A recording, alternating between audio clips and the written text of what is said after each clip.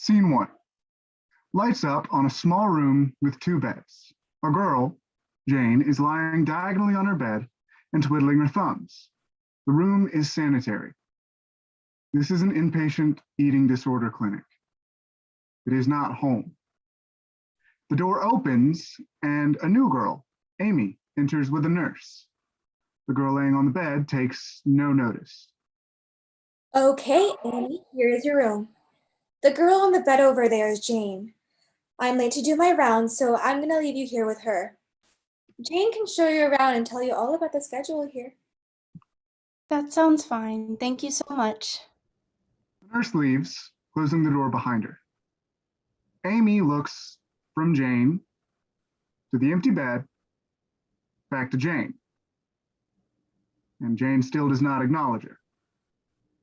Amy goes to the empty bed and sets her only bag down. She sits still, waiting for Jane to speak. She doesn't. Amy takes off her shoes and crosses her legs on the bed. What are you doing? I'm waiting. Waiting for who? I'm waiting for the man. Oh, I didn't know they admitted men here. Don't worry about it. Kind of a sexist policy when you think about it, huh? Silence again. Amy begins to unpack her bag, humming to herself. Jane sighs and, after a moment, sits up. So what are you in for? What do you think? Come on, give me the gory details. What's your diagnosis? You don't even know my name, do you? The nurse called you Amy. Oh, so you were listening? I'm all ears all the time. Jane and Amy regard each other quietly for a moment. Why'd you get landed in this fine establishment? Amy huffs. She doesn't know what to make of this stranger. I'm anorexic. That's why we're all here, isn't it? Ooh, I've got you beat. I'm bulimic too. I didn't realize we were competing. We're all competing here in some way or another. I'll keep that in mind, I guess. Amy resumes, trying to unpack her bag. Jane comes over and starts looking through the labels on her clothes. Why do your clothes look so old? Amy snatches a shirt from Jane's hands. They're from the thrift store. You're here on Medicaid, aren't you? Only way my mom could afford this place. That's unfortunate. Like you're so much better off yourself. Actually, yeah. My dad's in the oil business. He moves around a lot on the Gulf. That's nice, I guess. Sucks. You'll only be here for like 2 weeks then. My last roommate was here for a few months. We got pretty close. I'm here to get better, then leave. Well, you think you're gonna find some kind of magical cure to how fucked up you are here? I can get better by myself. I just don't know how to do that alone. I admire your willpower. Jane goes back to her bed and plops down. She looks at the clock on her nightstand. I just don't give a shit. We're late for group, by the way. Amy abruptly stops unpacking and turns, wide-eyed, to stare at Jane.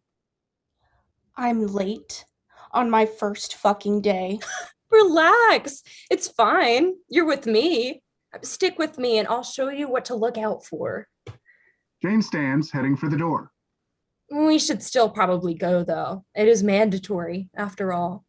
Jane opens the door and starts to go through the doorway. Don't talk to Kayla. She's a bitch. Lights down. Scene two.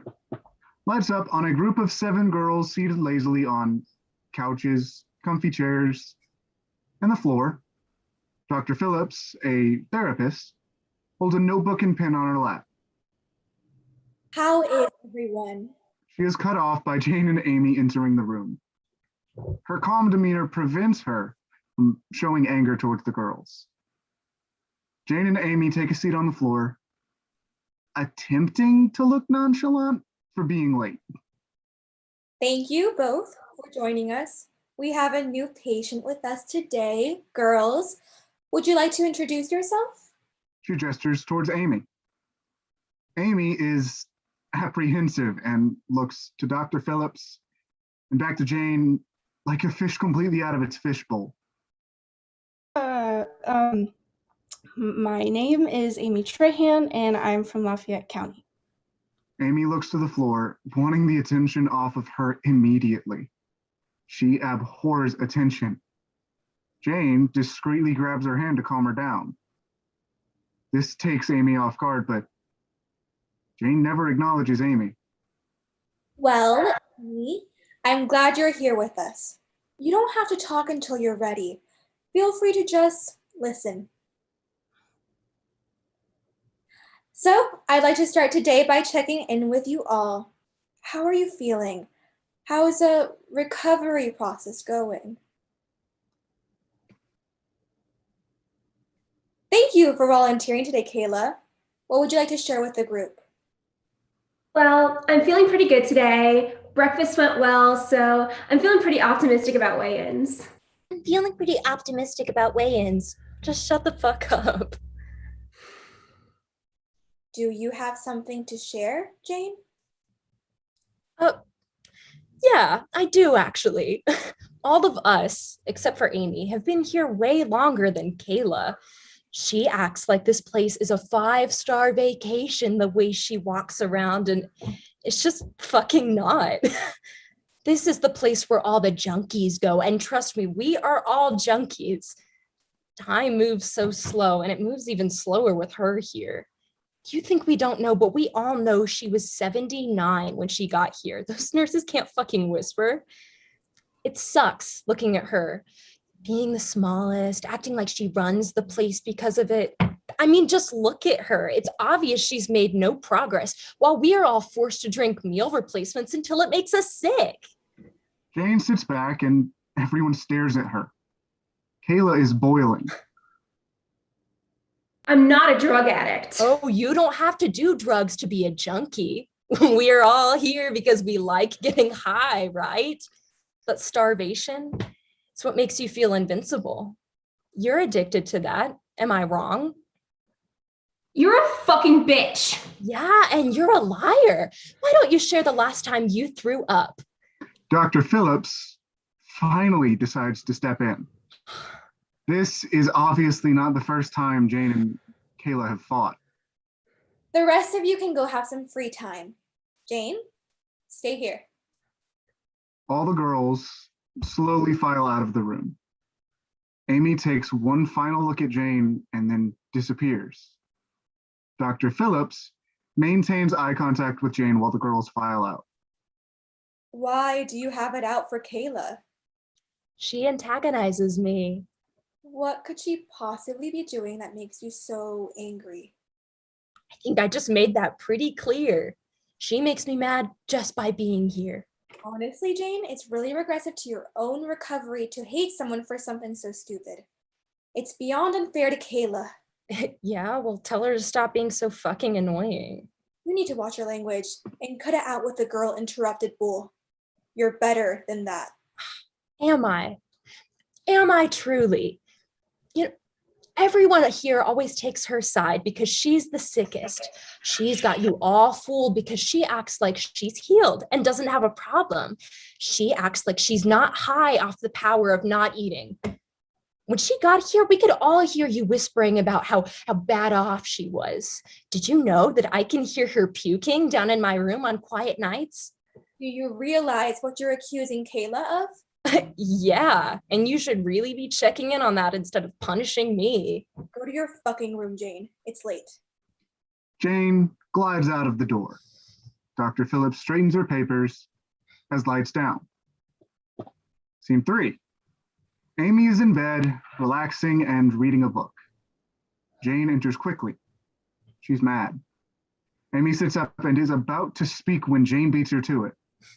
Fucking hate this place. I didn't think Kayla was that bad.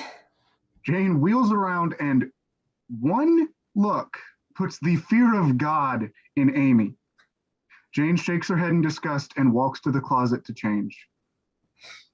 Amy watches as Jane changes. She has started developing feelings for Jane, but she definitely doesn't want to be found out. She averts her eyes as Jane turns around. So, what do you do for fun around here? Gotten pretty good at making my own fun. Oh, how? Well, sometimes, if I'm feeling frisky, I'll hide all the Adderall they gave me, save it up, and just go nuts. I don't think that's safe for some reason. Do I seem like the kind of person that particularly cares about what happens to them? I suppose not. Jane gets into bed and turns her back on Amy. Amy doesn't want to go to bed now. Good night. See you in the morning. A moment passes with Amy deciding what to do. I can't sleep.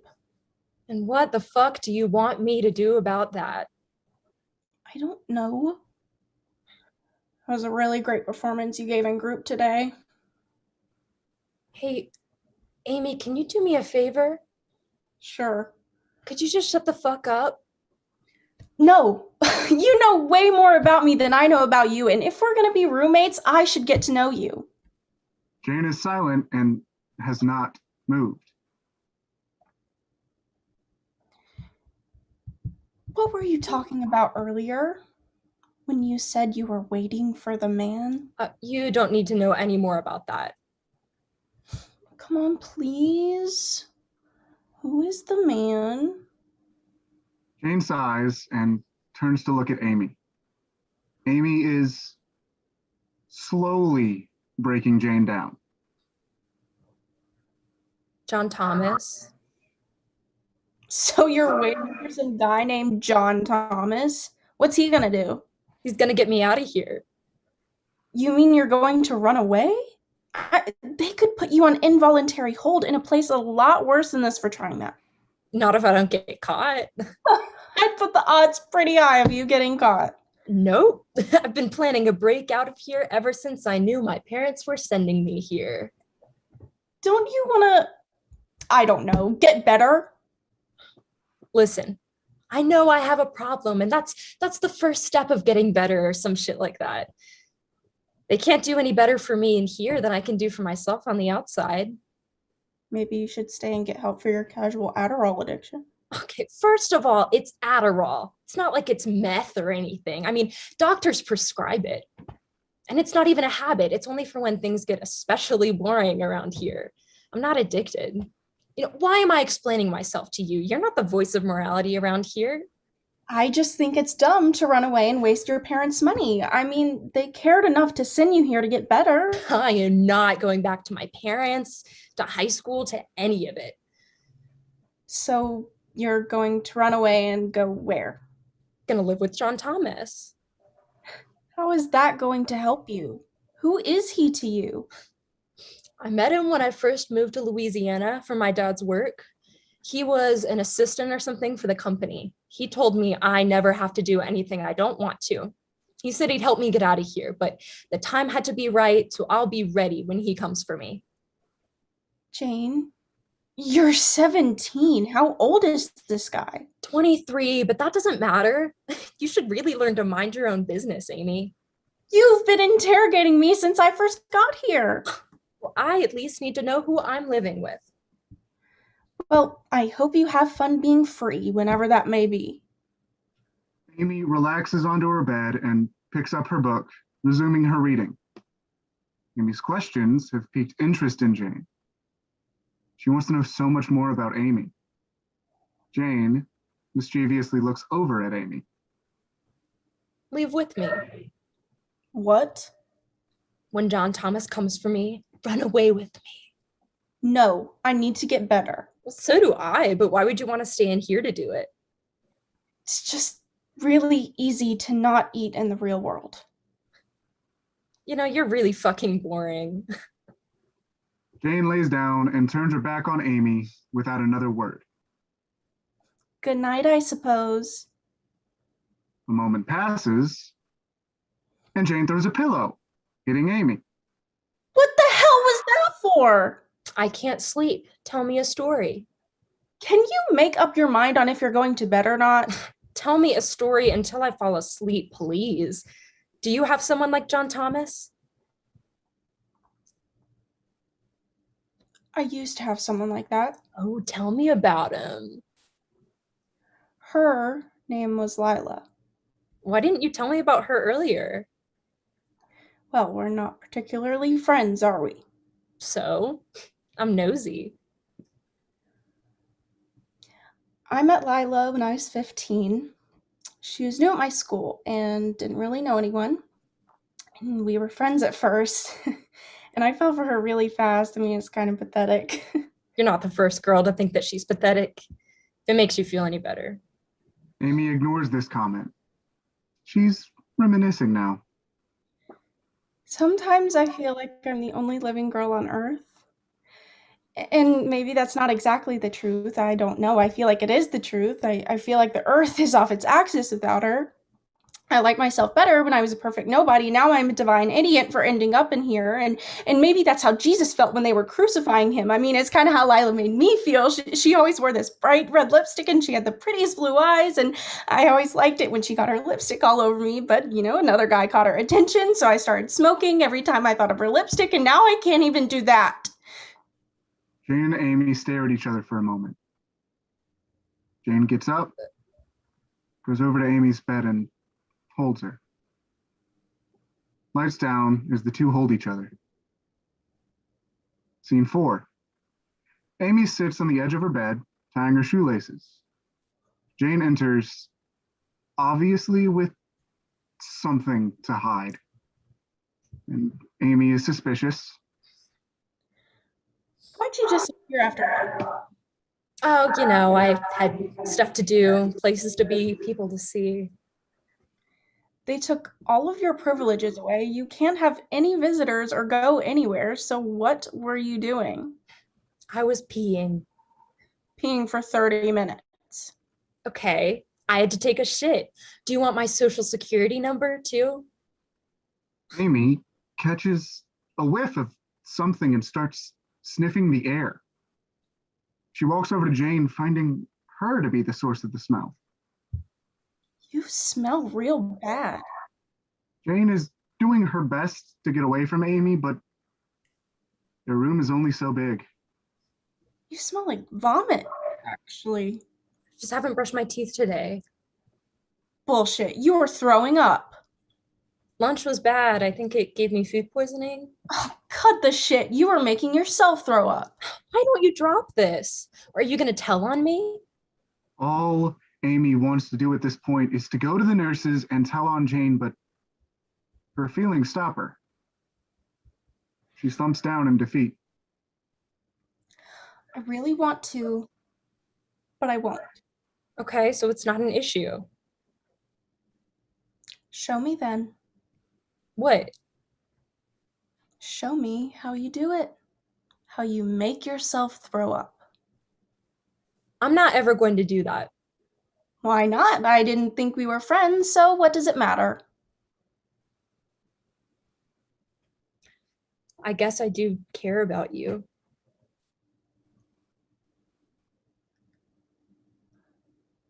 You care about me? I don't want to. Jane and Amy are close. The conversation is almost a whisper. Please don't tell me that.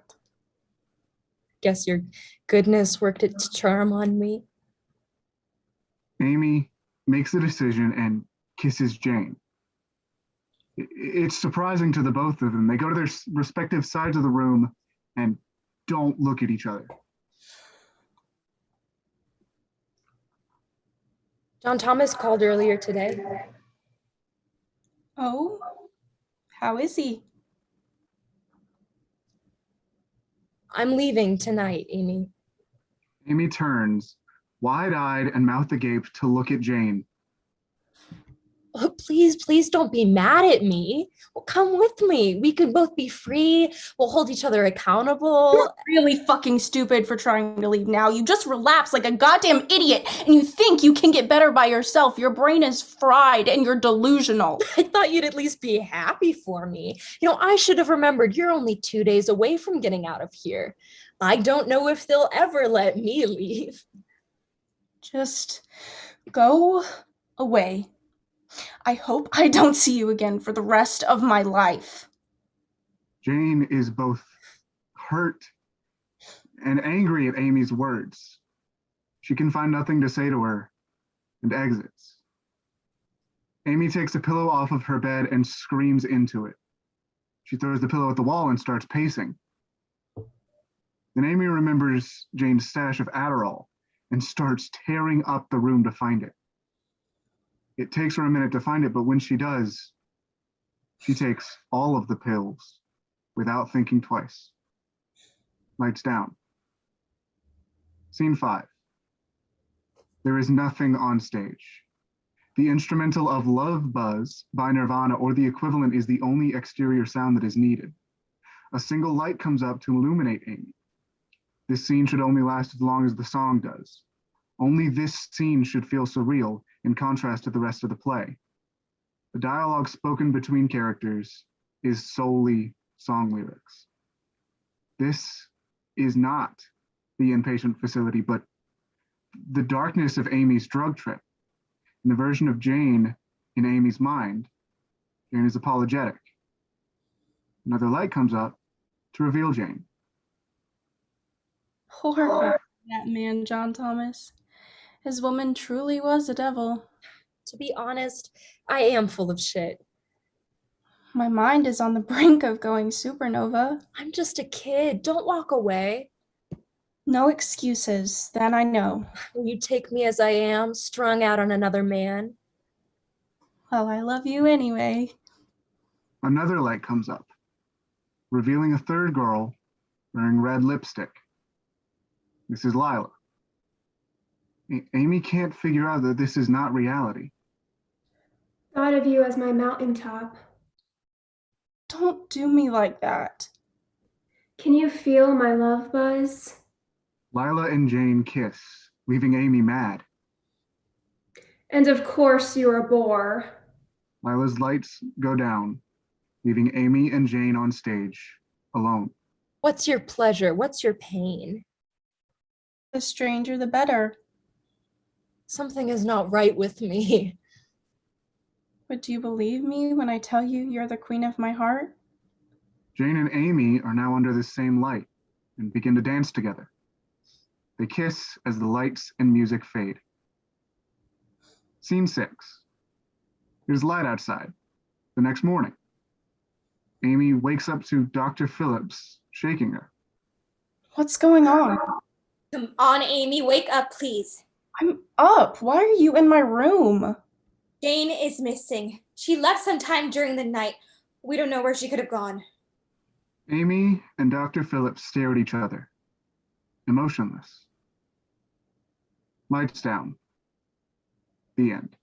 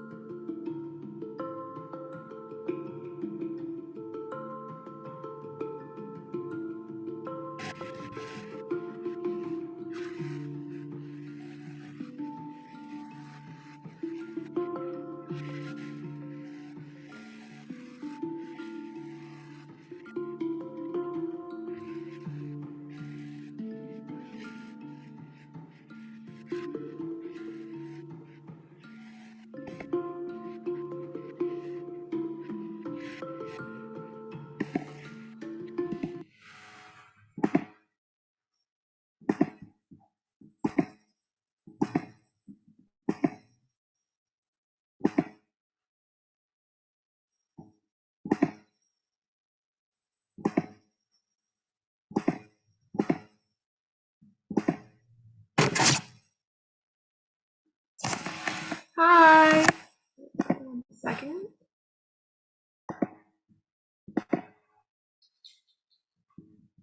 All right, how's everybody doing? Y'all did such a good job. All right, everybody can hear me correct? Just checking. Alrighty.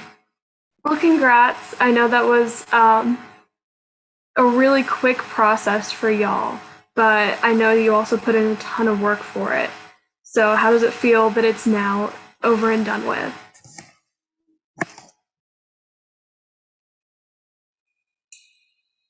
I see kind of like happy-ish sad faces.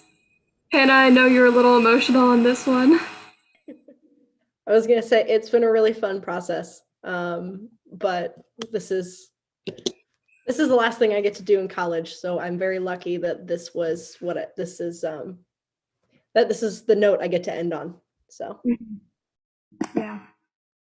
All right, we've got some questions already coming in, which is great. I'm actually going to start with some of the questions we had already prepared. So this is for everyone, primarily Hannah, but anybody could answer. I would just like you to talk about the process. You had just over a week and a half to produce this. So tell me how you did it. yeah, so it was a super quick turnaround. And so once we kind of got through auditions, we started like the next day.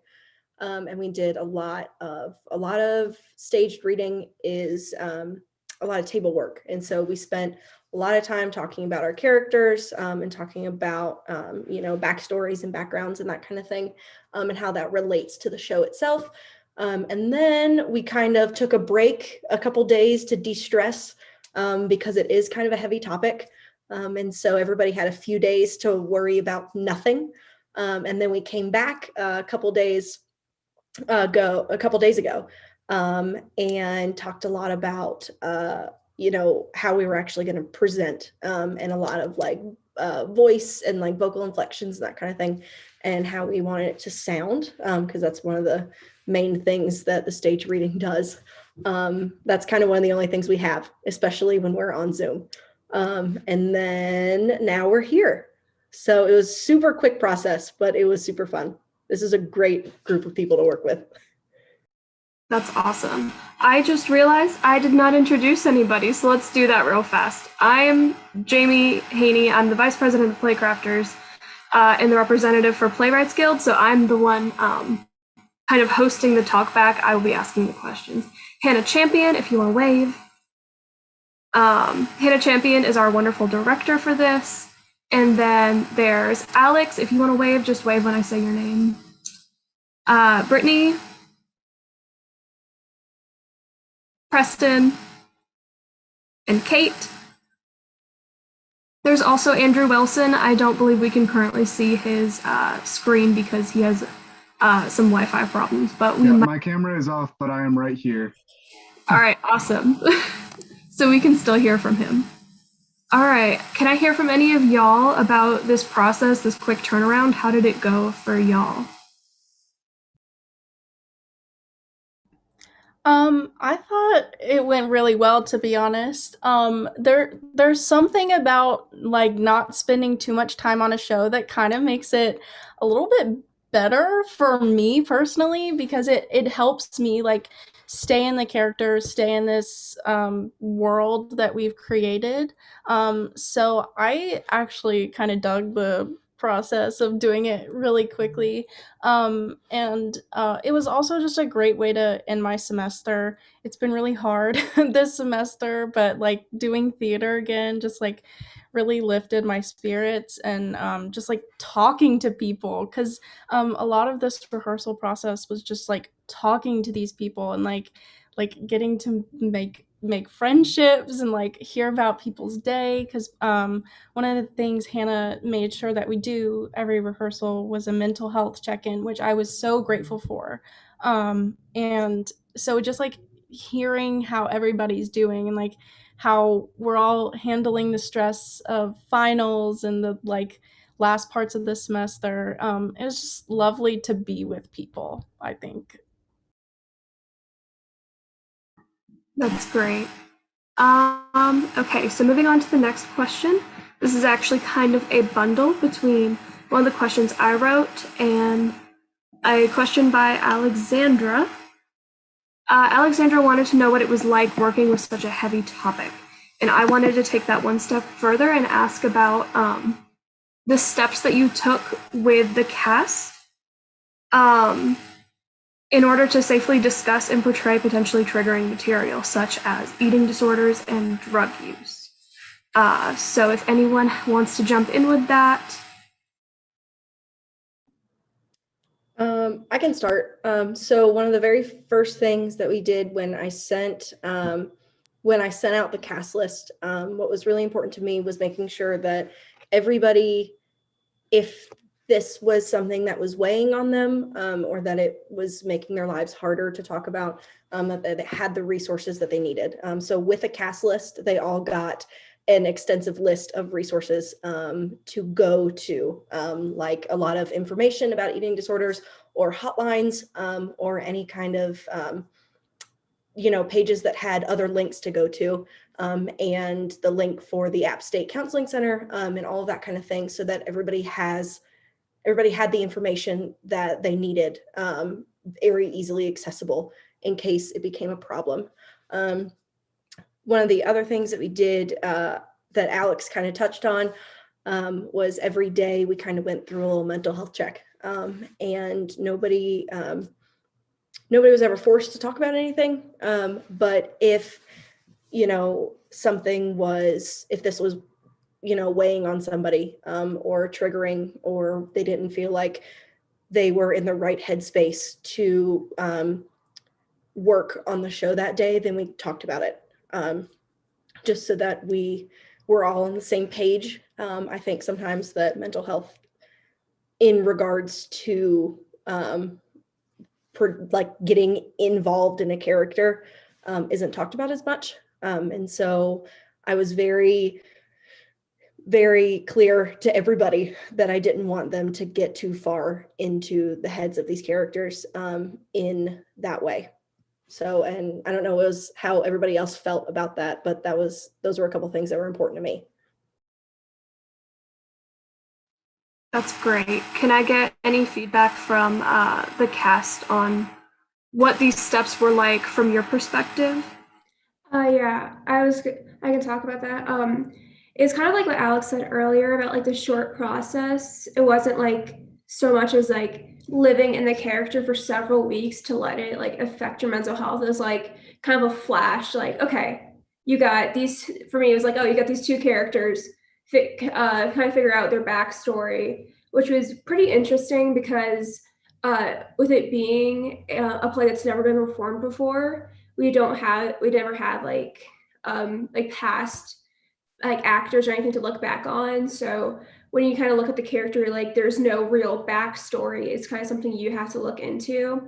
So with a lot of like our characters, we kind of had to like look at like I kind of like talked about like the psychology of it because I'm a psychology student, but other people like had to, kind of look introspectively of like, okay, why do I feel so insecure about myself that I ended up here? Or why, like for me personally, I was like, why did Kayla not want to get better? It's like questions like that. And we had like a full rehearsal one day where we talked about it. And I just thought it was like a really interesting process to kind of figure it out.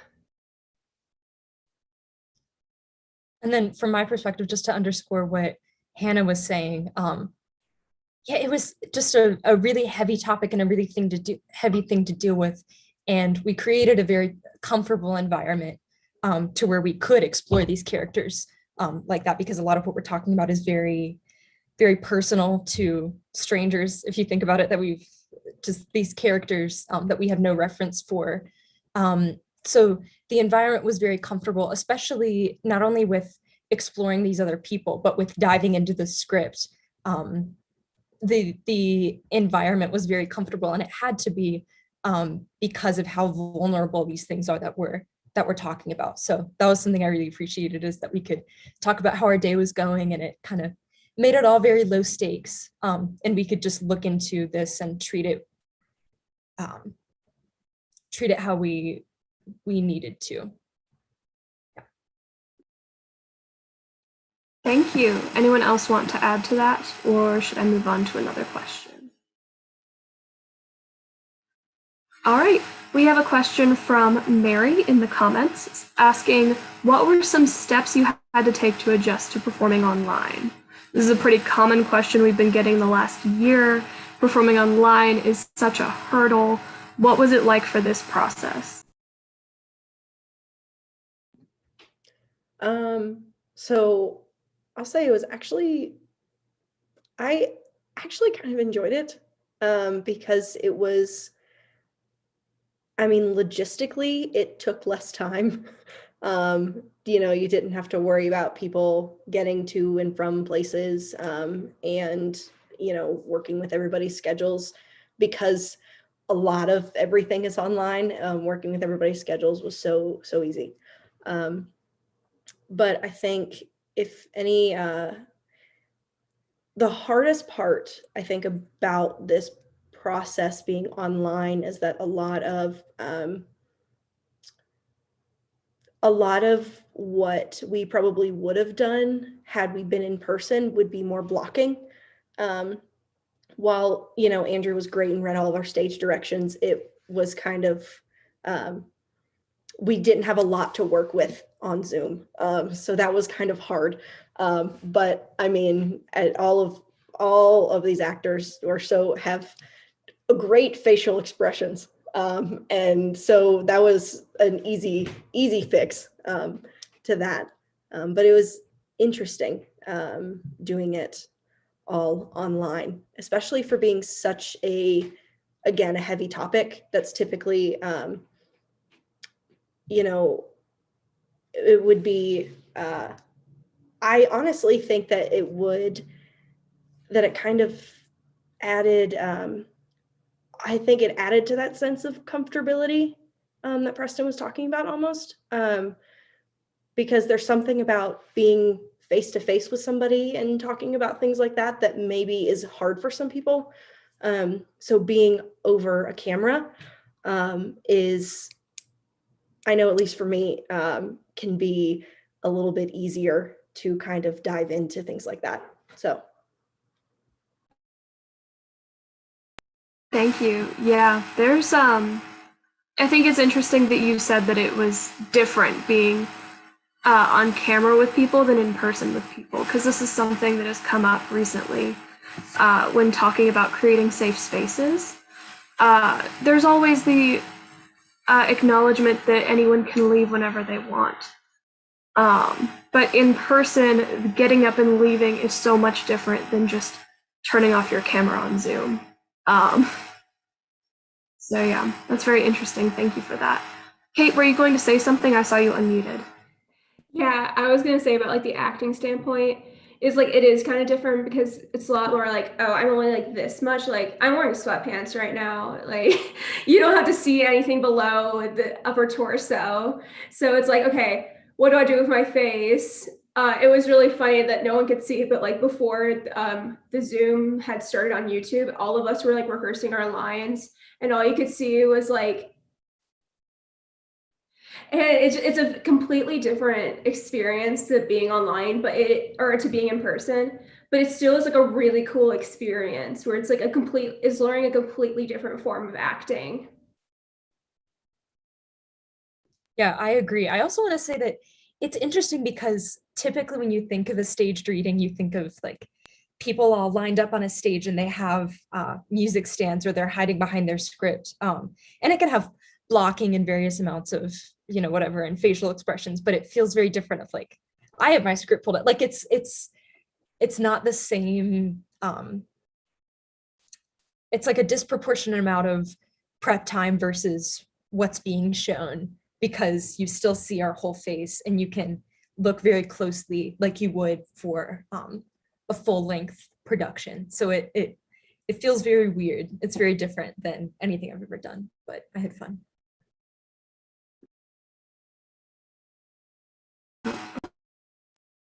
Awesome. Can I hear from any of the people I haven't heard from? I believe that would be Alex, Brittany, and our omnipotent disembodied voice, Andrew.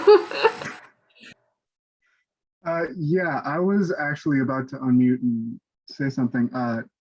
With regards to working in an online, like over Zoom, it's very different. And not only did it give the opportunity for me to be a part of this play and something that I wouldn't otherwise have had the opportunity to work with such amazing actors and an amazing director, but it also, like, it allows me working online. My Wi-Fi doesn't work as well sometimes, and which is why my camera is off at the moment, and why for partially in the play you saw me disappear but still heard me later on. And that just gives, I feel like that gives people more flexibility in working online, because with certain characters there's not exactly a need for them to be face to face, like specifically with mine, since I was reading the stage directions, there wasn't much facial expression. It was mainly using my voice to get certain emotions that characters are feeling, or emotions that the audience should be getting from a set piece or from the way that the set is built. Thank you. Yes, on Zoom, as a narrator, definitely presents itself as new and different. Is definitely something I don't really have a word for it. It's interesting. You did a wonderful job. It's just something that is pretty new to the Zoom platform, and is a little different than what we're normally used to with theater. Okay. Would anyone like to add on to this topic about performing online, or should I move on? Brittany? Going off of what Andrew was saying, I thought it gave a whole new meaning to The Show Must Go On, because you really have to expect the unexpected sometimes, especially going online. I remember Hannah was just saying, okay, just keep going, and then like coming up with backup plans because we had to. It's necessary. And so I don't know, I was just thinking, yeah, the show must go on. We have to do anything possible to keep going. But yeah, I really expected something wild to happen going online. So true. So true. A million and one backup plans. All right. The next question is, what were your first impressions of the show?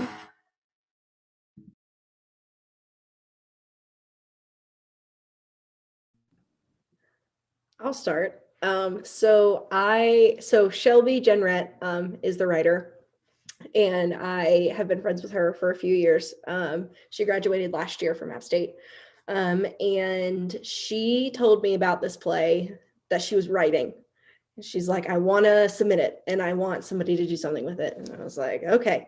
And so I've known this show for a while before we started working on this. And I was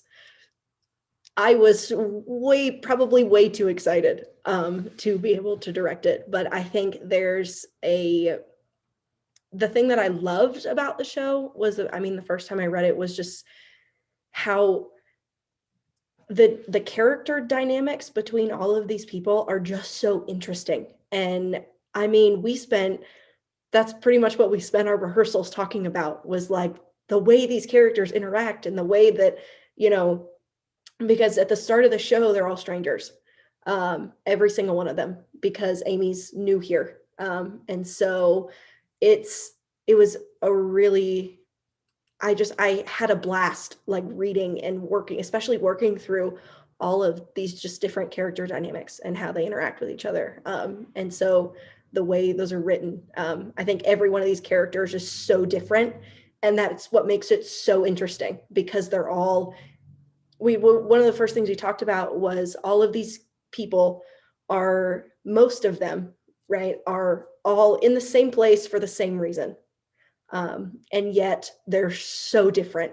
And so that was my favorite thing when I first read it.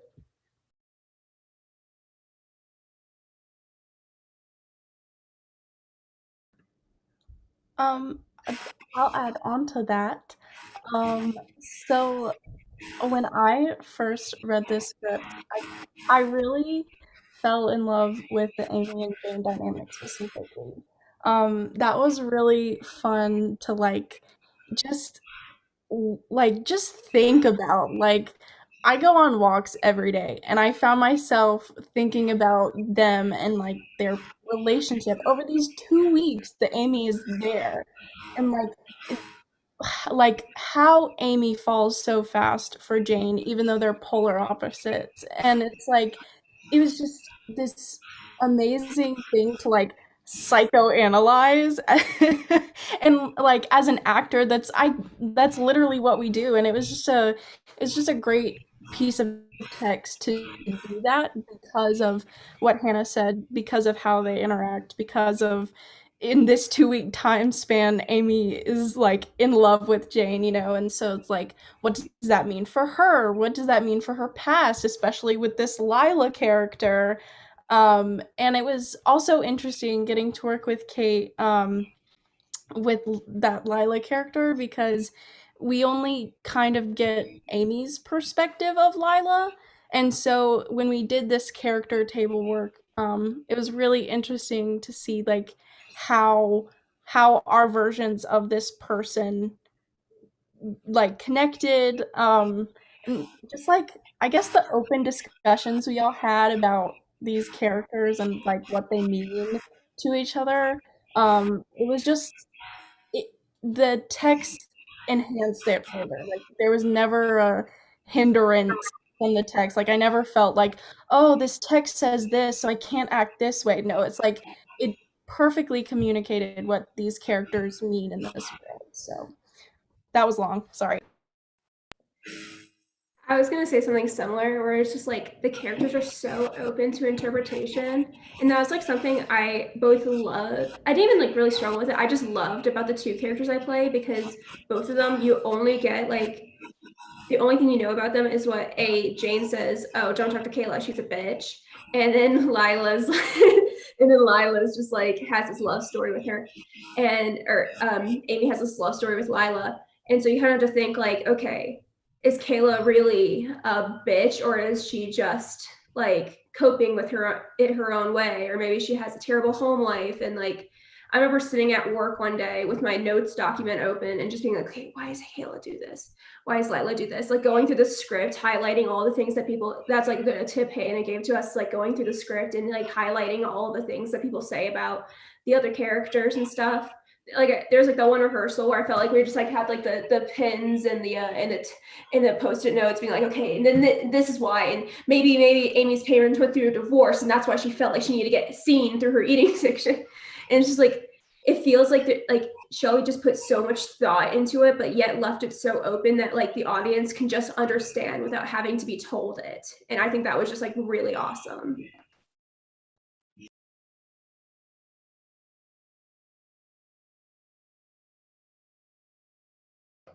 You're muted.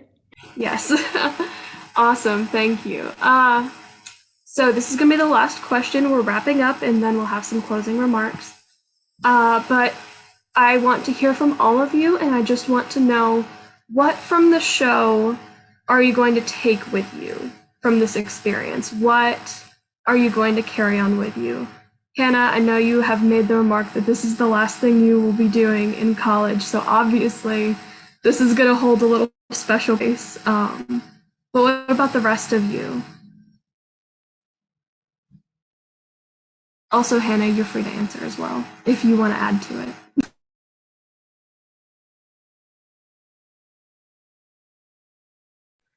I can start and kind of just piggyback off of what I said in the last question, is that like, you don't really know what someone's going through or their reasons for being that way. Like in the environment of this in-person or this like rehab facility, it's like everyone went through their struggles and you don't really know why, or like why so-and-so acts like a bitch and why so-and-so wants to get out so bad and why so-and-so doesn't want to get better at all. It's like everyone has this like deep backstory and you necessarily don't even know what it is, but you kind of just have to understand that there's reasons. And just kind of learning that, like I honestly felt like it already had started affecting my personal life. We're like, okay, maybe she's acting like this because of some other reason, not because she hates me or, you know. For me, I learned that you can really do great theater anywhere. I loved seeing the dynamic between Jane and Amy on my screen, and it showed me you can really connect to people even through a screen. And I don't know, it gave me a little faith that, theater can be done anywhere. I'll be taking away, even though we haven't met in real life, some like friendships, some new connections, but then to agree with what Kate was saying, a person isn't the situation that they're in. Like you really, especially diving into Jane and her backstory for me was very revealing of how different everyone was in this same exact situation, to echo what many other people have said, which I think was an interesting perspective and lesson to take away. I'm gonna steal Preston's just a little bit. Just like the people, and I know that's like just cliche, like, oh, that's cute, but no, like seriously, like I can't wait to meet these people in real life. They were just like so awesome to talk to and just like to work with, and like I can't wait to meet them. I can't wait until like we're in person and can actually like do stuff together. And it just like when you're working with a subject so heavy, finding those people to like bring light into your life, very important. This show was a lot of that, so that's what I'll be taking away. Oh, disembodied voice, would you like to chime in? Yes. So mine kind of piggybacks off of Kate's, which is that you never know what someone's going through, but also to kind of like focus in on that more. First impressions aren't everything. First impressions are just the very like 1 inch at the tip of the iceberg. And you have so much more to dig into whenever you meet someone and really start to get to know them. And it's just like, it's so interesting to understand how people act and why they act the way that they do, because it's like, it almost like opens up your eyes to your own self and why you act the way that you do. Thank you. You've all given me some very amazing answers. Thank you for talking with me. I've very much enjoyed it. It looks like, according to the chat, everybody else has also enjoyed it.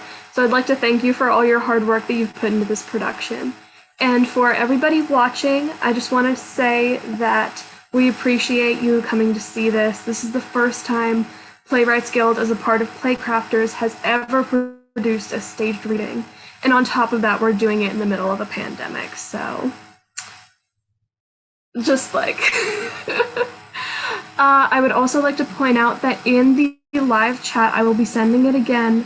There is a link where you can provide feedback to the playwright about the play itself and the writing and some of the characters. We would really appreciate if you would take the time to fill it out so that the playwright can get your feedback. This is a learning process. We really want to, we really want to be able to provide that feedback to the playwright in exchange for her giving us the opportunity to perform this. So, yes. Alrighty. That's it. Thank you all for coming. Thank you all for talking with me. You've done an amazing job. All right. Well, goodbye.